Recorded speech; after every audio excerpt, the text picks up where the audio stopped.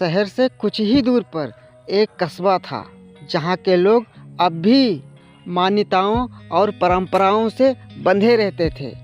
कस्बे के बाहरी हिस्से में वकील साहब ने ज़मीन खरीद रखी थी। उनका सपना था कि वहाँ पर एक भव्य मैरिज हॉल बने जहाँ पर शादियाँ हों और नाम और पैसा दोनों कमा सके। वकील साहब मेहनती और हठी किस्म के आदमी थे। उनकी सोच यह थी, धंधे में भगवान की जगह नहीं है, बस काम होना चाहिए। मैरिज हॉल बनने लगा। नींव की खुदाई हुई। मिस्त्री और मजदूरों ने काम करना शुरू कर दिया। लेकिन जब नींव की खुदाई हुई तो मजदूरों के हाथ कांप उठे। 4 कंकाल जमीन से निकले, 2 बड़े बड़े और 2 छोटे छोटे। उनकी हड्डियों पर अब भी कपड़ों के कुछ निशान बाकी थे। मजदूर डर के मारे भागे भागे वकील साहब के पास पहुँचे। साहब, यह जगह अशुभ है। यहाँ किसी परिवार को दफनाया गया है। शायद कोई अनहोनी हुई थी। वकील साहब हंसते हुए बोले, अरे बेवकूफ़ो, यह सब अंधविश्वास है। ये तो पुराने ज़माने की बात होगी। कंकाल पुलिस को दे दो, बाकी काम चालू रखो। मैरिज हॉल जरूर बनेगा। मजदूरों ने लाख मना किया, लेकिन पैसों के लालच में फिर से वही काम करना पड़ा।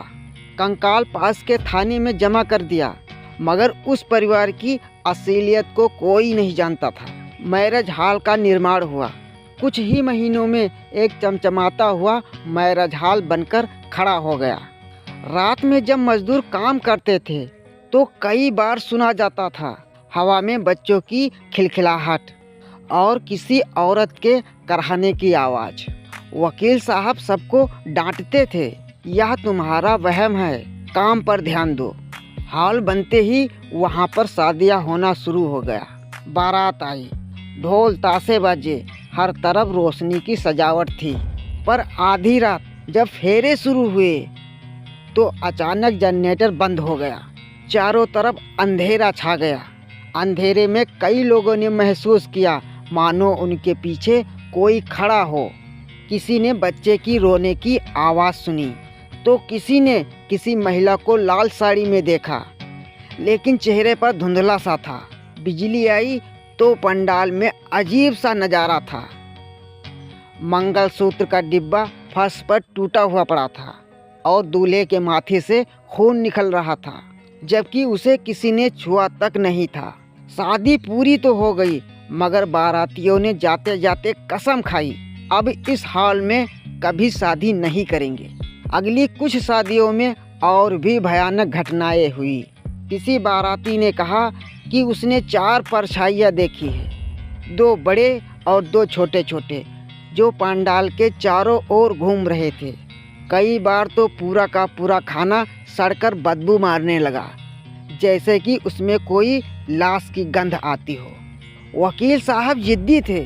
गांव के बुजुर्गों ने वकील साहब से कहा, बेटा, यह ज़मीन श्रापित है, यहाँ आत्माएं भटकती हैं। मंदिर बनवाओ, हवन करवाओ, तभी शांति होगी। वकील साहब हंसते हुए बोले, आप लोग पुराने ज़माने की बातें करते हो, यहाँ सिर्फ बिजनेस चलेगा और कुछ नहीं। उनकी जिद ही उनका विनाश का कारण बनी। एक रात को हॉल में शादी हो रही थी। सैकड़ों मेहमान, चमक दमक और सजावट। पर जब शादी का टाइम आया तो अचानक पंडाल की सारी लाइट बंद हो गई। अंधेरे में लोगों ने चीखें सुनी। किसी ने देखा कि मंडप में बैठी दुल्हन की आंखें काली हो गई हैं। उनके होठों से खून निकल रहा है। दूल्हा जमीन पर पड़ा है और उसकी सांसें तेज हो रही हैं। और ठीक तभी 4 परछाइयाँ दिखी, एक आदमी की, एक औरत की और 2 छोटे छोटे बच्चों की। लोग भागने लगे। दहशत का आलम यह था कि कई मेहमान घायल हो गए। जब बिजली लौटी तब मंडप पूरा खाली था, ना दूल्हा ना दुल्हन, वो दोनों सब गायब थे। उनकी लाश सुबह पास की नदी में मिली। उनके चेहरे पर ऐसा भाव था मानो मौत से भी ज़्यादा भयानक कुछ देखा हो। धीरे धीरे हॉल की बदनामी पूरे जिले में फैल गई। कोई शादी करवाने के लिए तैयार नहीं था। वकील साहब की प्रतिष्ठा मिट्टी में मिल गई और ऊपर से कर्ज भी बढ़ने लगा। मजबूर होकर उन्होंने एक तांत्रिक को बुलवाया। तांत्रिक ने रात भर हॉल में पूजा की।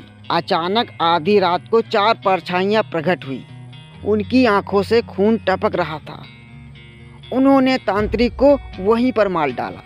उसके बाद वो परछाइयाँ वकील साहब से बोली, तुमने हमारी नींद को भंग किया है। यह जगह हमारी कब्र की है। हमें यहाँ धोखे से दफनाया गया था और तुम यहाँ पर नाच गाना शुरू कर रहे हो। वकील साहब डर से कांपने लगे।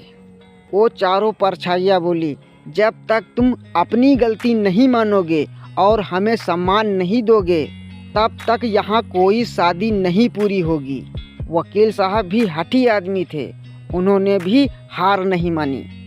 वो बोले, मैं कानून जानता हूँ, आत्माओं का कोई हक नहीं होता। बस इतना कहना था कि चारों आत्माएं उन पर टूट पड़ी।